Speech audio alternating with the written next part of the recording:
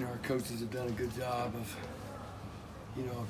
breaking things down, and we're finalizing. First of all, one thing training camp tells you, you evaluate everything that you have, players that you have. So now you know what you can do, what your strengths are, what your weaknesses are.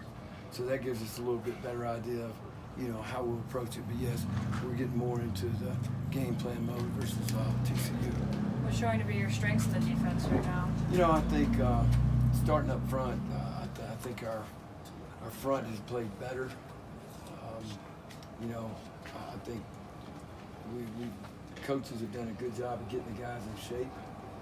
We've created some pass rush, and it's not always been pressure. It's been, being able to get there with four guys. And anytime you can get pressure with four guys, that helps you do a lot of things in the back end.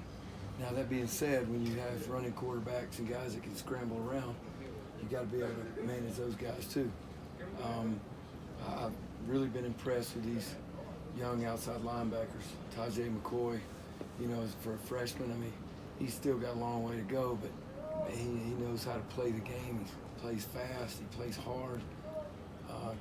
Kyrie has come in here from, as a transfer and just bought into everything and plays really fast. And of course, the guys we had here in the spring, they just keep building on what they've done. In the back end, I think Shilo and Trevor have done a really good job of communicating, making sure, we get to go against tempo every day in practice. So a lot of things are coming at you fast. I felt like in the scrimmage on Saturday, we never lost our composure. We gave up, at a point we let it run, spit here or there, but we didn't let it continue on to be a bad thing. We got settled down and played and made some plays. I think those guys are doing a good job, and of course Travis is, has looked good, and he's been in there and playing both sides. He's been exceptional on both sides. You have a pretty deep room yourself. Do you guys plan on playing three safeties at a time most of the time this year? Well, so we most of the time we're five defensive backs in the game. That nickel position, which we call the star, it could be a corner or it could be a safety. Probably the last 4 or 5 guys that I've coached have come out of the safeties room, and that's a big position in college football. So because of the hash marks. The hash marks being, usually played from the field hash mark to the boundary. So you get a lot of stuff there. So that guy's got to be, really good. My point about playing people is this. If you play at the right standard and you can be productive and not make mental errors, then it gives us an advantage to play a lot of people. And, we want to be able to do that. I want to be able to do that. So, yes, we're deep. We got some growth in some areas that we got to continue on. But listen, we got 2 weeks to do that too. With Shilo and his personality, does he kind of remind you of a young Coach Prime out there, just the way he plays and just also the way he communicates with the rest of the team? Shilo's got a great personality. The one thing I've seen from him is he's very mature about how he goes about his business. And even he and Trevor and Cam's in there, or when any of the other safeties are in there with him, they do a good job of communicating. But I think the biggest thing I've seen with Shilo is, his maturity as a player. He really comes to prepare. He spends a lot of time on his own, and as well as the other guys. He's got a group of guys that he takes, and they all, meet together. So by the time I'm watching film with them in the afternoon, they already have watched the video. So now they're absorbing the corrections. And, I think the neatest thing about, when you're correcting people, guys have to listen. They can't be thinking about, I got to make an excuse of why I did that. I don't want to hear the why. This is what we got to do to fix it. Those guys have been that way, and they're taking the coaching, and it shows up on film. You've had a few guys out, Jordan and Jaquez, and it looks like Chance Manning possibly. Do you expect those guys to be back? Well, listen, that's what we have to do is prepare like they're not going to be here. up to the trainers, the doctors, their rehab. Listen, we're not going to put anybody on the field that's not ready to play. That's not what we're about, because they can't play full speed. And the one thing we want to be able to do here is we want to play hard, and we want to play fast. And when they get back healthy, then they got a chance to be back. One of the groups that you had the most turnover, defensive line, stopping the run was a big issue for these guys last year. How do you feel that group's coming along, and as far as stopping the run goes, where do you see this group at right Well, now? I think if we can eliminate explosive runs, I think overall in fall camp we've done a pretty good job of playing the run.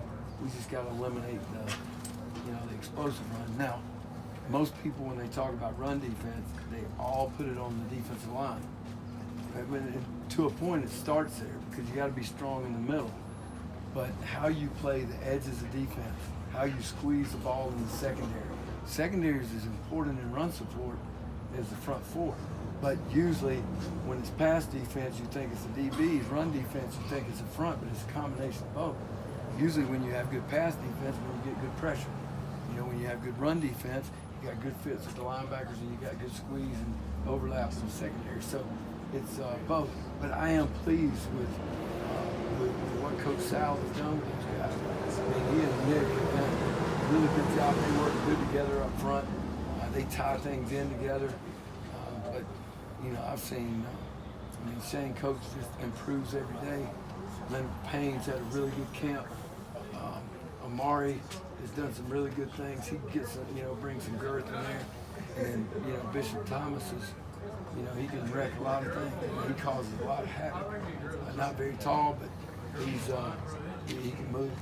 You talk about depth and tempo. What is reaction, if any, when and the challenge when you're coordinating a defense with an offense that snaps it 90 times a game, and maybe if a bad thing happens, punts at 20? I've noticed their defenses had to play a lot of plays. You could end up having a lot of snaps. Yeah, but the way I look at it too, if we defensively, one of our number one goals is to get 3 and out. If you get 3 and outs, you're not going to play as many plays. I think it gives us an advantage in college football to be able to, 10 years ago, there might have been 1 or 2 teams that were going tempo. So it was a real challenge to have to play that, in a game. It's a challenge calling the game, because, things happen so fast and you have to have things set a certain way. But now I look at the glass half full. Hey, this gives us a chance to play fast, think fast, and when teams do slow it down, we're going to be an advantage. One thing I don't put, like how many plays we play, it doesn't matter. It's like the other day we made a play in the long run pop. We had a good effort play, got the guy down. Hey, we stopped in 3 plays. So that gives us, it gives you a chance. So no matter if we play 90 plays, if we play 100 plays, if we play 40 plays, you got to play the same way. And I don't want our guys thinking any different. What is the competition like outside of Travis out, starting opposite of him right now? I mean, it's good. It's every day. These guys have been going at it, and some guys have had better days, and next day another guy will have a better day. So last question for Coach. We'll just, we'll see who. Like I said, we're 2 weeks out. It's a competition every day, and it's a competition in the games. I mean, guy's not playing good, somebody else goes in. That's just the way it is. Coach, you mentioned the effort you saw from Rodrick Ward. What else does he bring to your defense? Rodrick is he's a physical guy. He'll come up and hit you. He's got good long speed. He has improved doing some things in the deep part of the field. Whether it be playing half field coverage or middle of the field coverage. I think the speed of the game, he's caught up with that. But he's very instinctive, and you can coach him hard. That's what I love him. I mean, all the guys that are seeing success. I mean, Shilo will tell you, I coach all of them the same. I'm gonna coach them all equal. I'm gonna coach them hard because I want them to play at a certain level. And there's only you have to prepare to be able to play at that level.